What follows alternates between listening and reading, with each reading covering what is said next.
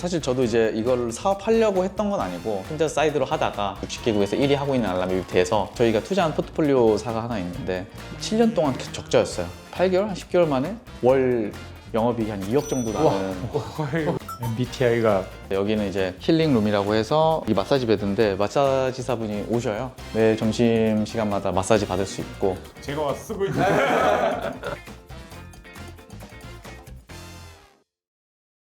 안녕하세요. WMD 이재민입니다. 네, 안녕하세요. 곽상규입니다. 글로벌 1위의 알람 앱 알람이를 운영하는 딜라이트룸에 직접 찾아왔습니다. 딜라이트룸에 대해서 간단하게 소개해 주실 수 있을까요? 네, 안녕하세요. 저 딜라이트룸 대표 맡고 있는 신재명이고요. 딜라이트룸은 이제 한 13년 정도 된 회사고 투자 없이 부트스트래핑해서 성장해서 지금 작년 기준으로는 그래도 한 460억 정도 매출에 영업이익 200억 내고 있는 회사입니다. 가장 유명한 프로덕트로는 이제 알람이라는 알람앱이고요. 그 노하우 기반으로 광고 플랫폼도 만들고 최근에는 M&A 사업부까지 확장하고 있는 단계입니다. 대표님, 저희가 오늘 사무실까지 찾아온 이유가 있는데요. 사실 알람이 모든 핸드폰에 이제 기본 어플로 탑재되어 있잖아요. 근데 이제 기본 어플에서 벗어나가지고 새로운 알람 어플을 만들기 시작하셨는지, 그리고 기존 알람 어플이랑 다른 측면이 어떤 것들이 있는지 말씀해 주실 수 있나요? 사실 저도 이제 이걸 사업하려고 했던 건 아니고 제가 대학교 4학년 때 알람앱을 쓰는데 잘 못 일어나는 거예요. 근데 그게 너무 이상한 거죠. 왜냐면 알람앱은 일어나려고 만들어진 것 같은데 알람을 끄고 다시 자는 게 너무 이상해서 내가 스스로 무조건 일어날 수 있게 만드는 알람앱을 만들어야겠다 해서 대학교 4학년 때 그냥 제가 필요한 앱을 만들었고, 그게 이제 알람의 시초고요. 알람의 핵심 기능 중 하나가 알람 해제 미션이란 게 있는데, 이제 처음 만들었었던 건 특정 장소에 가서 사진을 찍어야 되는 건데 화장실까지 가면 잠이 깨다 보니까 그럼 화장실 가서 사진 찍고 이제 샤워하고 일어나고, 그러니까 이 루틴을 잘 하기 위해서 만들었었던 앱이고요. 그래서 결국 비교해 보시면 아시겠지만 기본 알람과 다른 거는 저희는 확실히 깨우는 데 포커스가 맞춰져 있다. 다른 서드파티 앱들 그리고 기본 앱들 보면은 시간축으로 알람 앱을 정의를 했어요. 그래서 기본 앱 보시면은 세계 시간 있고 타이머 있고 스톱워치 있고 알람 있잖아요. 그러니까 결국 그냥 시간을 알려주는 도구인 거거든요. 알람이 그중 하나고. 그래서 저는 알람 앱은 행동축으로 정의되어 있어야 되는 거 아닌가? 그래서 저희는 좀 더 어떻게 하면 더 잘 자고 성공적으로 일어날 수 있게 만들어 줄까에 포커스를 하다 보니 그게 이렇게 차이가 난 것 같아요. 사실 저도 이 알람이를 쓰고 있는 유저거든요. 메모리 게임을 하는데 처음에는 3 곱하기 3 하다가 요즘엔 5 곱하기 5로 올려가지고 풀다 보면 잠이 다 깨더라고요. 저희가 연구팀이 또 따로 있어서 연구팀에서 이 데이터로 의학 저널에 논문도 내고 했는데, 알람이 미션으로 일어난 사용자분이랑 그냥 일반 알람을 쓴 사용자분이랑 했을 때 한 15% 정도 아침 생산성이 더 좋아지더라고요. 사용자들도 모르고 쓰지만 알람이를 썼을 때 왠지 모르게 아침에 성공적으로 하루를 시작할 수 있고 그 다음 루틴들이 성공적으로 일어난다라는 게 어떻게 보면 알람이가 주는 가치인 것 같아요. 대표님이 직접 개발을 하신 거면 전공이 개발이나 이쪽에 있던 건가요? 네, 원래 전공 전산학, 이제 컴퓨터 사이언스였고 그냥 학부 때 만들어서 석사까지 활동하는 팀 안 꾸리고 혼자 사이드로 하다가 이제 졸업하고 나서 팀을 꾸려서 할까 말까 고민할 때쯤 이미 이제 한 60개국에서 1위 하고 있는 알람이 돼서 그러면 이거는 좀 비즈니스를 해봐야겠다. 그래서 팀을 뽑기 시작했죠. 3년 만에 그러면 60개국에서의 1위라는 그 실적을 달성하신 거예요? 네. 와. 현재는 알람이가 전 세계 97개국에 1위 어플을 하고 있는데 네. 해외까지 확장하게 된 계기? 그런 포인트가 있었을까요? 저희는 그냥 처음부터 사실 글로벌로 나가긴 했어요. 운이 좋게도 글로벌한 문제를 저희가 풀고 있었다. 미국에 있던 아프리카에 있던 아침에 못 일어나서 이제 엄마한테 혼나는 건 똑같더라고요. 그러다 보니까 한국에서 통하는 이제 마케팅 소구 포인트라던가 이거 다 똑같더라고요. 제품에서 풀어야 되는 문제도 다 워킹을 해서 문제가 공통적으로 통했다라는 게 이제 로컬라이즈 안 해도 돼서 가장 유리했던 것 같아요. 기존에 알람 어플들이 있었을 거 아니에요? 후발적으로 뭔가 알람 어플을 만들었지만 이렇게 빠르게 성장할 수 있는 원동력이 어떤 거라고 생각하시는지. 사실 제가 이 질문을 정말 많이 받는데 저도 사실 비결을 잘 모르겠거든요. 일단 많은 분들이 오해하시는 게 저희가 최근에 막 급격하게 성장한 게 아니라 저희가 이제 13년 됐거든요. 정말 매년 꾸준히 성장했어요. 그 꾸준함이 일단 첫 번째 비결이었던 것 같아요. 왜냐면 알람앱을 이렇게 10년 동안 하는 스타트업이 없어요. 그래서 다 어떻게 버텼냐고 이런 거 물어보시거든요. 이게 제 문제를 풀었기 때문에 길게 할 수 있었던 게 첫 번째 원동력이었던 것 같고, 그래도 이제 당연히 다른 점이 있죠. 이게 기술적으로 사람들이 알람앱만큼 만들기 쉬운 게 어디 있어였는데 반대더라고요. 알람앱만큼 만들기 어려운 게 잘 없어요. 알람앱의 제일 기본 알람이 제 시간에 울리는 거거든요. 알람 안 울리면 끝이잖아요. 어떤 프로그램을 만들었을 때 100% 안정적으로 만들기가 쉽지 않거든요. 우리가 맨날 쓰는 카카오톡, 페이스북 이런 것들도 뭐 죽어요? 뭐 하다가 막 다운되고 그러는데 그냥 다시 키면 돼요. 근데 알람 앱은 하루 안 울릴 수 있거든요. 그럼 1년 중에 하루 안 울린다 그러면 굉장히 불안하잖아요. 그래서 이 잘 울리는 게 굉장히 어려운데 조금 더 기술적으로 들어가면 이제 하드웨어가 이제 배터리를 세이빙하기 위해서 소프트웨어들이 이제 막 동작하는 걸 막고 있어요. 이것들을 뚫고 어떻게 들어가냐가 이제 어디에도 나와 있지 않은 이제 비정형화된 문제를 풀어야 되는 거고, 보통 모든 서드파티 앱들이 이걸 포기해요. 하지만 이제 저희는 그래도 사용자 경험성이 너무 안 좋다 해서 정말 기상천외한 방법으로 저희만의 이제 노하우를 쌓아가면서, 그래서 지금 저희 밖에 보면은 저희 제조사별로 한 100종 정도의 기기가 있거든요. 그러니까 새로운 제조 나오면 다 사서 다 테스트해보고, 사실 일반적인 알람 만드는데 이렇게까지 할 필요가 없어요. 그러니까 이 정도로 해야 사용자 경험을 끝까지 끌어올릴 수 있고, 그런 것들이 쌓여서 리텐션도 올라가고 만족도도 올라가서 결국 이제 앱스토어 랭킹도 그런 것들이 다 포함이 되거든요. 작년 이제 한창 뉴스 많이 나왔었는데 애플이 OS 업데이트 되면서 전 세계적으로 기본 알람이 안 울린 적이 있었어요. 이건 애플도 인정하고 BBC에서 뉴스가 나왔었거든요. 근데 그때에 저희께 바이럴이 많이 됐어요. 그때 베스트 댓글에 저희 사용자분들이 알람이는 울렸는데, 그래서 아직도 그게 바이럴이 되거든요. 그래서 이게 저는 이제 본질에 집중하는 거에 대한 힘이라고 생각하고, 뭐 저희는 아직도 그래서 제일 헤비하게 보는 기술적인 챌린지가 어떻게 하면은 더 잘 울리지? 번외로 드는 생각인데 이 분야의 장인이신 것 같아요. 장인. 지금 13년을 이것만 연구한 거잖아요. 막 그러니까요. 인간 문화재 뭐 그런 사람처럼. 그러니까 그러면 제가 질문을 드리겠습니다. 구독 모델을 도입할 때 알람 앱을 구독하는 사람이 과연 있을까, 이런 의문을 분명히 가지셨을 거란 말이죠. 그 과정이 좀 궁금하긴 합니다. 맞아요. 저도 사실 이 부분이 너무 저한테도 고민이 많았었던 지점이었는데, 결론적으로는 작년 기준으로는 구독 매출이 한 1년에 100억 정도? 이렇게 성장하기까지 저희가 한 4년 정도 걸렸는데, 처음 출시를 고민할 때 유튜브 프리미엄이 나올 때였어요. 그때만 해도 유튜브를 누가 구독해줬어? 야, 구독은 넷플릭스 같은 거나 벅스뮤직 같은 거나 하는 거지 앱은 원래 구독하는 거 아니야가 정말 팽배했거든요. 그러다 보니까 알람 앱을 돈 내고 쓰는 것도 말도 안 되는데 매달 구독하는 거 말도 안 된다가, 사실 저도 하나 갖고 있었던 생각이었는데, 근데 이걸 왜 구독 모델로 우리 확장하려고 생각했냐 보면은 저희가 유저 인터뷰를 많이 해요. 아니면 매니악한 5% 유저들은 진짜 이게 없으면 못 사시는 분들이 있어요. 그래서 보니까 ADHD 환자분들, 뭐 우울증 환자분들, 막 이제 이런 분들은 아침에 일어나는 걸 너무 힘들어하는 거예요. 그러니까 이불 밖으로 나오는 게 진짜 이 사람한테는 정말 하루에 제일 힘든 일인 거더라고요. 그러니까 아침에 맨날 스누즈하면서 30분, 1시간씩 시간 낭비하다가 이걸로 바로 5분 만에 일어나시니까 이제 그 사람들이 막 편지를 보내기 시작해요. 너 때문에 내가 이게 페인해서 아침에 집 밖으로 나갈 수 있게 되고, 내 하루가 바뀌니까 이게 쌓여서 한 달이 되고 인생이 바뀌어서 나 가족 꾸리고 뭐 이런 걸 막 편지로 보내주는 거예요. 이 아침 시간을 정말 낭비하고 있는 사용자분한테는 페인킬러가 될 수 있겠구나. 그러니까 저는 이제 페인킬러가 돼야, 비타민보다 진통제가 돼야 돈을 내는 프로덕이라고 생각하는데, 어떤 사람들한테는 비타민이 아닐 수 있겠구나라는 좀 확신이 들어서 좀 테스트를 해보기 시작했고, 그 테스트 결과가 좋아서 구독 모델을 런칭하고, 지금도 그래서 그 딱 상위 5%만 구독하고 나머지는 아무리 싸도 구독 안 하세요. 제가 듣기로는 이제 알람이를 운영하면서 쌓아오신 이제 광고 수익화 노하우, 그러한 노하우를 이제 2차적인 사업화를 하기 위해서 그 셋업한 비즈니스가 다로 서비스에 대해서 한번 설명을 한번 해줄 수 있을까요? 네, 다로라는 서비스는 구글의 애드몹 같은 서비스라고 일단 쉽게 생각하시면 되는데, 앱들이 이제 트래픽이 많아지면 이 지면을 수익화를 하고 싶잖아요. 여기 배너도 한번 넣고 싶고. 근데 이 배너를 이제 만들었을 때 이거를 직접 뭐 다 찾아가서 광고주들한테 세일즈를 해야 되는데 그러기가 쉽지 않으니까 그거를 쉽게 해줄 수 있는 광고 플랫폼이라고 봐주시면 돼요. 그래서 이제 저희 플랫폼을 쓰면은 이 앱에 있는 특정 배너 지면들은 저희가 최고의 광고 단가에 있는 광고 지면을 넣어드린다 라고 보시면 되고, 결국에는 이제 5개 광고 같은 데면 뭐 좋은 자리에 단가가 비쌀 거 아니에요, 그렇죠? 맞아요. 어플리케이션도 사용자의 유입수가 많거나 적합한 타겟 광고가 이제 매칭이 되면 좋은 자리라고 생각이 될 거고, 그런 것들에 대한 뭐 분석을 하고 광고를 배치하는 약간 작업을 하고 계시겠네요, 그러면요. 쉽게 비유를 하자면 아까 그 5개 광고로 치면은 저희가 광고주 10명한테 여기 뭐 1,000만 원에 사실래요 하는 것보다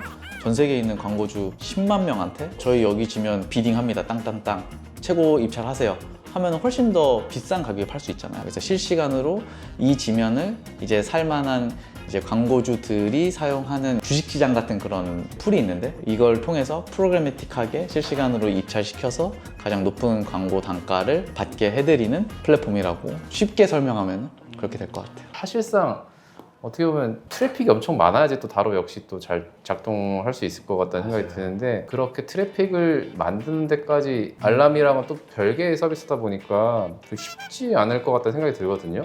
그런 것들을 어떻게 좀 해결하고 계신지 네. 되게 궁금합니다. 예. 네, 맞아요. 너무 좋은 포인트이신 게 일반 스타트업에서 뭐 이런 걸 직접 만드는 건 상상도 못 하고요, 당연히. 그 기존에 있는 걸 쓰고 저희도 실제로 만들고 싶어서 만든 건 아니에요. 그러니까 처음엔 당연히 절 만들어져 있는 글로벌 메타 거, 페이스북 거, 뭐 엠러빈, 구글 이런 데들 걸 잘 썼는데 많은 빅테크들이 본사에서 그 다음 버전 만들 때 저희 찾아와서 너네 어떻게 쓰고 있어? 너네 이렇게 쓰고 있어? 그러면 보이스를 들어가고 그걸 또 반영해주고 또 저희가 막 이런 거 해줘라고 요구해주면 저희한테만 열어준다던가 막 이 광고 플랫폼을 사용하는 굉장히 헤비한 커스터머였는데 저희가 트래픽이 많아지면서 커스터머로서 커지다 보니까 니즈가 뾰족해지고 그러면 이거 만들어줘 저거 만들어줘 당연히 그들은 큰 회사니까 다 저희한테 커스터마이즈 못할 거 아니에요. 그래서 저희만의 커스터마이즈된 툴을 내부에서 만들기 시작해요. 그러니까 알람이 어플의 그 광고 효율화를 좀 극대화하기 위해서 연구를 한 결과라고 보면 되겠네요. 네. 그래서 저는 쉽게 비유하면 아마존 AWS 있잖아요. 사실 클라우드 서비스가 아마존이 최초가 아닌데 지금 세계 굉장히 탑이잖아요. 근데 저는 그럴 수 있었던 여러 요소 중 하나가 아마존이 이커머스 사이트를 가지고 있었잖아요. 너무 그 대용량 트래픽을 어떻게 다뤄야 될지를 누구보다 잘 알고 있으니까 이 이커머스 사이트들이 필요한 웹 서비스를 너무 잘 만들 수 있었던 거죠. 그래서 저희는 개밥먹기라고 표현을 하거든요. 이게 내가 만든 제품을 내가 쓴다는 걸 개밥먹기라고 저희 업계에서 얘기를 하는데 이 개밥먹기를 잘했기 때문에 좋은 개밥을 만들 수 있었던 거예요. 그래서 저는 아마존이 AWS로 확장한 것처럼 그러니까 알라미에서 이 대부분의 무료 트래픽을 수익화하는 이 과정에서 쌓인 부산물이 자연스럽게 이제 다로라는 광고 플랫폼이 된 거죠. 저희도 뭐 번외로 얘기하면 비슷하거든요. 기업 너무 많이 신기하다. 검토하다 보니까 효율적으로 검토하려고 저희도 아틀라스라는 프로그램 만들어가지고 내부적으로 엄청 잘 쓰고 있는데 저희도 뭐 이거를 뭐 팔지 그냥 우리가 내부적으로 그냥 그 노하우를 가지고 사용할지에 대한 고민도 있는 상황인데 비슷한 것 같아요. 그런 실제 알람이 말고 타 어플이 이제 다로를 통해서 광고를 진행하면서 좀 수익성이 극대화되거나 효율화된 케이스가 있으면 한번 네, 저희 이제 비즈니스 해온 거 보시면 아시겠지만 이 문제를 잘 풀 수 있냐가 저희 핵심이거든요. 비즈니스 뭐 기회가 있어서 뭐 간다 이런 것보다.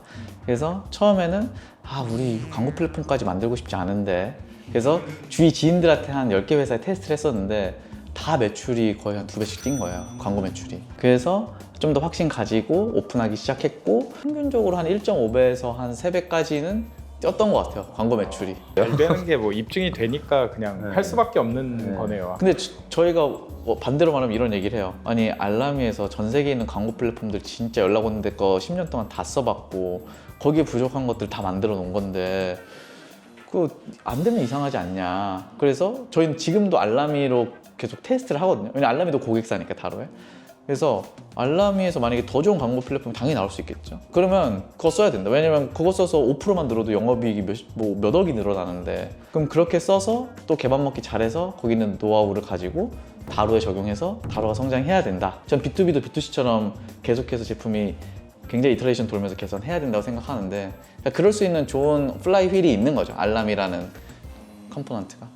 그래서 그 케이스 하나를 또 말씀드려 보면은 저희가 투자한 포트폴리오사가 하나 있는데 7년 동안 계속 적자였어요. 다 이제 구조조정하고 오피스 다 빼고 재택으로 이제 하면서 딱 2달 런웨이 남으셔서 마지막으로 이제 피벗을 고민하셨고 그때 피벗했던 게 이제 앱테크 앱이었어요. 앱테크 앱은 광고 매출이 핵심이거든요. 왜냐면 사람들이 광고 보면은 그거 돈 받아서 사용자한테 주는 거잖아요. 저희가 다루로 그건 전폭적인 지주를 해줄 수 있으니 그러면 한번 만들어봐라 해서 2달 만에 재택으로 주니어들이랑 만든 앱이 한 8개월, 한 10개월 만에 월 영업이익이 한 2억 정도 나는. 그래서 이제 바로 이제 흑자 전환을 하셔서 바로 이 뒤로 이제 오피스 구해서 오셨거든요. 아니 도대체 어떻게 그런 성장이 나올 수가 있지? 그래서 그 넘버도 넘버인데 저는 그게 너무 뿌듯한 거예요. 그러니까 저는 알라미도 저희가 이렇게 길게 할 수 있었던 이유 중 하나가 그러니까 저희가 만드는 이 노력들이 지구 반대편에 어떤 사람의 긍정적인 가치를 주고 있는 거잖아요. 그 사람들의 삶에. 근데 이제 B2B는 사실 그런 거는 좀 거리가 멀 줄 알았는데 저희가 그래도 제품에만 집중하세요. 저희가 이 광고 수익화는 책임져 드릴게요라는 그 부분 덕분에 포텐셜 있는 이제 창업자들도 좀 더 제품에 집중해서 이렇게 바로 흑자 전환하고, 물론 그분들이 잘한 게 대부분이겠지만 저는 엄청 뿌듯하죠. 그러니까 알람이라는 어플은 알고 있었지만 이제 이 어플을 만든 회사에서 어떤 일을 하고 있는지 몰랐거든요. 근데 저희가 이제 M&A 이제 케이스나 이제 이런 것 사례를 조사하면서 공부하다. 딜라이트룸에서 사실 투자 활동을 되게 많이 하고 있다는 사실을 알게 됐었어요. 스타트업들의 투자도 많이 해주셨던 것 같고, 그리고 최근에는 딜라이트 허브라는 이제 팀을 만들어가지고 투자해서 이제 M&A 인수까지 확장을 하고 있는 걸로 보이는데 계기 같은 것들이 좀 궁금합니다. 이것도 또 생각지 못했는데 자연스럽게, 그러니까 알람이에서 다뤄간 것처럼 이제 왔는데, 그러니까 처음에는 저희가 그 전략적 투자로 뭐 이제 웰리스 측면에서 슬립테크나 이제 이런 것들을 잘할 수 있는 밸류체인에 있는 것들을 인수하거나 투자를 했었고, 수익화를 못 하고 있는 것들 저희가 다루로 도움을 줬고, 그래서 실제로 광고 매출 몇 천만 원 벌던 곳이 1년 만에 월 광고 매출 몇십억까지 성장한 데까지 있었어요. 그래서 그런 것들 보면서 이거를 알았었는데 굳이 마이너리티 투자가 아니라 인수했으면 우리가 더 잘할 수 있지 않을까라는 가설이 생겼어요. 그래서 그 가설로 지난 몇 년 동안 인수를 해보기 시작해요. 해보다 보니 꽤 대부분은 맞더라고요. 저희 가설대로 동작하고 해서 이거는 좀 더 큰 사이즈로 해도 되겠다 해서 이제 아예 본격적으로 작년 말에 팀을 세팅하고 자회사를 설립해가지고 B2C 컨슈머 앱들 인수해서 저희가 수익화하는 이제 이런 조직이 생겼고, P랑은 좀 다른 게 보통 이제 이런 것들을 사서 다시 팔잖아요. 근데 저희는 평생 바이 앤 홀드 하는 모델로, 왜냐면 저희 B2C 컨슈머 앱 계속 키워와 봤으니까 저희의 노하우랑 플레이북으로 키워서 더 영업이익이 나는 이제 캐시플로우들을 더 쌓아나가는 이런 사업부라고 보시면 될 것 같아요. 너무 훌륭하신 것 같아요. 진짜. 근데 이제 저희가 이제 M&A를 주로 하다 보니까 사실 인수하는 측면에 FI랑 SI가 양쪽이 있는데, 어느 측면에서도 항상 그 운영에 대한 그 걱정이 항상 있거든요. 인수해서 이거를 어떻게 잘 밸류업 시키고 이 가치를 계속 유지할 수 있는 운영자가 항상 부족하거든요. 그런 것들을 투자할 수 있는 이제 자금적인 그 부분도 되고 이제 운영할 수 있는 조직도 되니까 사실 FI랑 SI가 정확하게 같이 한 조직에 있는 약간 모습으로 갖춘 것 같아요. 정말 M&A 섹터에서 되게 큰 활약을 하실 것 같아요. 제 생각할 때는. 열심히 해보겠습니다. 이번 새로 인수한 어플에 대해서도 얘기 좀 해도 되나요? 어때요? 네, 그것도 네. 궁금하네요. 네, 저희가 주로 보는 앱들 기준이 이제 3개가 있는데, 하나는 이제 B2C 컨슈머 앱, 왜냐면 우리가 잘할 수 있는 거니까. 그리고 두 번째는 글로벌. 글로벌이어야 이제 수익이 나더라고요. 알람이도 거의 90%가 해외 유저고 대부분 이제 해외 매출이다 보니까, 특히 이제 앱으로 돈을 벌려면 시장이 좀 커야 되더라고요. 이제 세 번째는 이제 효율성. 그러니까 저희가 쉐어 딜을 하지 않고 에셋 딜만 하거든요. 그러니까 조직을 떠오지 않고 이 딱 앱만 떠와요. 그러다 보니까 조직을 또 세팅하고 하는 건 이제 저희 철학과 맞지 않아서 하나하나 인수할 때마다 사람이 선형적으로 늘지 않을 수 있는, 그러니까 효율적으로 관리할 수 있는 종류의 앱들, 이 3가지 기준으로 보통 저희가 보고 있고요. 그러다가 저희가 올해 초에 이제 인수한 게 이제 영국에 있는 법인, 이제 정확히 말하면 앱 하나를 이제 인수하게 됐고, 좀 간단한 앱이에요. 아까 그 3가지에 잘 부합하는 플래시카드로 어떤 단어든 어떤 정보든 이제 이런 걸 외우는 이제 플래시카드 앱이에요. 이제 그걸로 뾰족하게 이제 글로벌하게 해가지고 이제 영업이익 뭐 30억, 40억씩 내고 있는 서비스를 이제 인수해서 저희가 밸류에드 하고 있는 단계예요. 거기도 그러면 이제 그 DAU가 엄청 나겠네요. 아니요, 거기는 DAU보다는 구독 매출이 압도적이고, 아직 거기는 광고도 안 붙어 있어서, 그러니까 어떻게 보면 저희한테는 업사이드가 더 큰. 알람이랑은 또 약간 반대 사이드네요. 맞아요. 구독 매출이 주 매출이고 맞아요. 광고는 아직 없는 상황이어가지고 또 다른 테스트를 해볼 수 있는 약간 기회일 수도 있겠네요. 맞아요. 네, 그래서 잘 말씀해 주신 게, 이게 저는 이제 3가지 사업부가 플라이휠로서 이제 서로 도와준다고 생각하는데, 다로랑 알람이는 아까 서로 도움되는 관계를 말씀드렸고, 사실 이 다로라는 도구 덕분에 딜라이트 허브에서 공격적으로 인수를 할 수 있는 거고, 알람이의 플레이북 덕분에 밸류에드를 할 수 있는 건데, 이 딜라이트 허브에서 지금도 뭐 한 일주일에 한 최소한 4-5개 딜은 들어오거든요. 아, 이 앱은 이렇게 성장했구나. 이게 우리랑 다른 식으로 성공 방정식이 있는 것들을 계속 배우게 되고, 그리고 그 과정에서 저희가 시도했던 그 노하우들이 다시 또 알람이에 도움이 되더라고요. 하나의 인공지능을 보는 것 같아요. 네. 막 이렇게 계속 학습하고 막 맞죠. 새롭게 인수한 어플리케이션 어플리케이션에 대한 약간 성장 전략이나 이런 것들은 어떻게 뭐 생각을 하고 계세요? 사실 굉장히 재미없는 성장 전략이에요. 저는 B2C는 똑같다고 생각하거든요. 유입 잘 시키고 수익화 잘 시키고 그리고 잘 사람들 리테인 시킨다.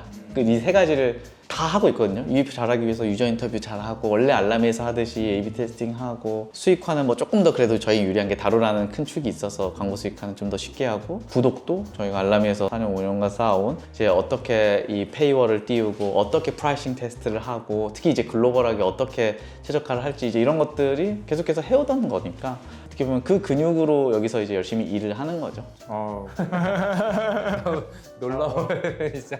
궁금한 게 하나 더 있는데 저는 어플리케이션도 뭐 유행 주기나 아니면 사용자들의 이제 뭐 변동이 있을 측면이 있을 것 같아요. 그런 관점에서도 뭐 딜을 검토할 때뭐 주의 깊게 보는 것들이 있으신가요? 네, 뭐 역시 뭐 잘 알고 계신 것 같은데 저희는 그런 딜은 잘 보지 않고요. 이 실제 사용자들한테 가치를 주는 제품인가를 굉장히 깊게 봐요. 돈을 엄청 많이 버는데 좀 보다 보면 이거는 약간 다크너치와 좀 사람들을 후킹 잘 해가지고 약간 한 번 뽑아먹는 것 같은 앱들이 꽤 많거든요. 이런 앱이 이렇게 매출 낸다고? 보면은 재결제율 0%에 수렴하고 막 이런 앱들이 있어요. 그런 것들은 당연히 저희는 이제 피하고 저희 내부 기준으로 봤을 때 이건 좋은 앱이다, 좋은 퀄리티의 앱이다라는 거를 계속 검토를 하려고 노력을 해요. 저희도 M&A를 사업을 하고 있지만 사실 이 B2C 컨슈머 어플리케이션 M&A의 한정에서는 대표님이 저희보다 훨씬 더 전문가이실 것 같아요. 진짜. 딜라이트 허브에서 계속 이제 인수 작업을 하면 내부에 이제 다양한 이제 그 어플리케이션이 생길 테니까 그런 것들에 대한 뭐 관리 효율이나 이런 것들도 준비를 하셔야겠네요. 그럴 수도 있죠. 실제로 근데 이런 플레이가 새로워 보이는데 이미 뭐 해외에는 이런 플레이를 잘하고 있는 곳들이 많이 있고요. 제일 비슷한 데로는 이제 이탈리아의 벤딩 스푼즈라는 회사가 있고 거기가 이제 그 유명한 에버노트 인수하고 미덥 비메오 최근에는 AOL 인수한 회사거든요. 거기도 딱 비율로 치면 프라이빗 에퀴티 한 60%, 테크 한 40% 같은 느낌이고 저희는 한 테크 70%, 프라이빗 에퀴티 한 30% 정도의 느낌으로 구성되어 있는 것 같아요. 저희랑 이제 비슷한 그 M&A 조직이 있다 보니까 저희 사실 딜 소싱하는 거에 사실 되게 많이 그 노력을 쓰거든요. 네. 좋은 딜을 소싱하는데 딜라이트 허브 조직에서는 좋은 어플리케이션을 인수 검토를 해야 되는 그런 니즈가 있을 것 같아서 맞아요. 좋은 어플리케이션 어떻게 발굴하고 이제 찾고 있는지도 궁금하긴 합니다. 사실 그게 저희가 좀 풀어야 되는 숙제 같아요. 그래도 이게 글로벌하게 봤을 때는 바이어 우세 시장이긴 하거든요. 딱 저희가 보는 이 뾰족한 앱이 생각해보시면 아시겠지만 상장사한테 그렇게 매력적인 게 아니에요. 단어장 앱 사서 뭐 하겠어요, 밸류체인 측면에서. 그러니까 어떤 뭐 PR 플레이 하기 좀 어려운 앱들이 대부분이다 보니까 그래서 지금까지는 좋은 딜들을 물어다 주는 분들이 많았는데 커지면 커질수록 뭐 밴딩 스펀지가 에버노트 인수하고 AOL 인수한 것처럼 결국에는 저희가 그런 뭐 영향력을 가지고 있어야 된다고 생각해서 계속 신뢰도도 쌓아가고 뭐 키워야 되는 영향 같아요. 그래서 뭐 어떻게 할 수 있을지는 또 WMD 분들한테 좀 배워야죠. 뭐 그래도 한 가지 이제 저희가 생각해 보니까 그래도 유리했었던 거는 창업자분들이 먼저 저희한테 찾아오세요. 두 가지 이유인데, 그러니까 처음에 팔려고가 아니라 조언받으려고. 왜냐면 B2C 컨슈머 앱으로 수익화를 잘하고 있는 곳이다 보니까 뭐 글로벌하게도 저희한테 찾아오실 때도 있고, 그러면 저희가 실제로 성심성의껏 도와드리다 보면 그 신뢰가 쌓여서 그렇게 관계가 맺어져 있는 경우도 있고. 그러네요. 모든 것들이 지금 정석으로 진행되고 있는 것 같아요. 진짜. 네. 대표님이 개인적으로 목표가 어떻게 되세요? 저는 사실 목표라는 걸 딱히 정하고 살진 않는 것 같아요. 그냥 저한테는 좀 재미있게 몰입할 수 있는 환경이 중요한데, 저는 이제 어떤 문제를 푸는 걸 좋아하는 사람이고, 그러니까 사람들의 문제를 더 넓게 풀고 싶어서 사업을 시작한 거고, 그냥 그 과정이 재밌거든요. 저한테는 게임 같아요. 이걸 어떻게 엑시트해서 얼마를 벌고 나가자, 상장하자는 저한테는 그렇게 재미있는 건 아니고, 그건 이제 하나의 중간에 갈 수 있는 마일스톤인 거죠. 그거보다는 저는 계속해서 어떻게 하면 더 넓은 사람들한테 더 깊은 임팩트를 낼 수 있을까가 제가 계속 하고 싶은 것 같아요. 그래서 저희는 아직도 알라미로 진짜 DAU 3억 명, 4억 명, 5억 명 되는 서비스 만들 수 있다고 생각하고, 저희가 좋은 앱들 인수하는 이유가 저희가 생각하는 좋은 비즈니스 모델은 사람들한테 어떤 문제를 풀고 그 문제를 푼 합당한 대가를 돈으로 받는 거라고 생각하거든요. 그래서 이거를 잘하고 있는 이제 앱들을 계속해서 저희가 인수하고 더 성장시키면 더 많은 사람들의 문제를 풀게 되겠죠. 그냥 그 과정에서 성장은 자연스럽게 하는 것 같고, 뭐 다행히 저희가 투자를 받은 건 없어서 저희가 원하는 페이스로 성장을 해도 되다 보니 계속해서 그냥 그렇게 할 것 같아요. MBTI가 저는 ENFP입니다. 예. 제가 생각했던 그대로네. 와, 저는 10년 뒤가 이미 다 정해져 있고 오늘 진짜 의미 있는 내용들이 너무 많이 나왔고 딜라이트룸 다음 스테이지가 더 궁금하긴 해요. 반도체 사업을 하셔도 잘할 것 같고 방산 빼곤 다 잘하실 것 같아요. 저도 뭐 작년, 재작년만 해도 뭐 이런 M&A 사업부나 뭐 B2B 할 줄 몰랐어서 뭐 매년 새롭습니다. 뭐 내년엔 또 어떤 거 하게 될지 모르겠고. 그게 약간 더 궁금해요. 그 다음 스테이지가 우리 또 촬영하러 또 와야 매년 와야 될 것 같아요. 네, 이제 딜라이트룸의 사무실 투어를 한번 해보겠습니다. 제가 소개 드려보겠습니다. 여기 기준으로 이제 오른쪽 이제 저희 업무 공간, 왼쪽 이제 비업무 공간이어서 왼쪽부터 한번 보여드릴게요. 이쪽으로 쭉 저희가 회의실이랑 비업무 공간들이 이제 있는데요. 회의실이 되게 많이 있네요. 네, 저희가 약간 좀 밝은 또 이제 아침을 또 형상화한 이제 이런 인테리어로 이제 좀 회의실 다 밝게 되어 있고 저희가 또 유저의 진심인 문화 가지고 있어서 각 회의실 이름이 다 유저 별명이나 유저 스토리예요. 예를 들어서 뭐 여기 라이프세이버라는 곳은 알람이 쓰면서 아침에 약 먹어야 되는 거 까먹지 않고 먹게 돼가지고 이게 진짜 내 라이프세이버다라고 불러주신 어떤 미국의 할머니 이름을 딴 각각 다 이제 이런 유저 이름들과 스토리가 다 있고요. 조직의 철학이 담겨 있네요. 그리고 여기는 이제 타운홀 미팅하는 공간이고 점심시간에는 다 같이 여기서 도시락 먹고 컵라면이 많네요. 네, 컵라면도 많고 먹을 거 많습니다. 이쪽이 저희가 좀 쉬는 공간인데 여기는 이제 힐링룸이라고 해서 이 마사지 베드인데 마사지사분이 오셔요. 그래서 예약하면은 매 점심시간마다 마사지 받을 수 있고 그래서 이거는 항상 차 있죠? 풀이죠? 항상 차 있죠. 제가 와서 쓰고 있어요. 여기는 이제 이렇게 시설도 있네요. 네, 실제로 운동도 하고 뭐 점심에 탁구도 치고 중간중간에 이렇게 당 스파이크 오거나 피곤하면 와서 좀 혈당 낮추고 그리고 이제 수면실이 이제 남자 여자인데 여기 누가 쓰고 계신 것 같고 오, 침대가 있네요. 정리가 안 돼 있지만 갓 쓴 3분의 1이라는 또 회사에 투자를 했는데 침대로 다 꾸며져 있고요. 다 이제 비업무 공간이고 이거는 뭐예요? 저희 회사 원칙 상 받은 분들 원칙을 한번 보여드릴게요. 본질에 집중한다 저는. 아까 봤는데 본질에 진짜 집중하시는 것 같아요.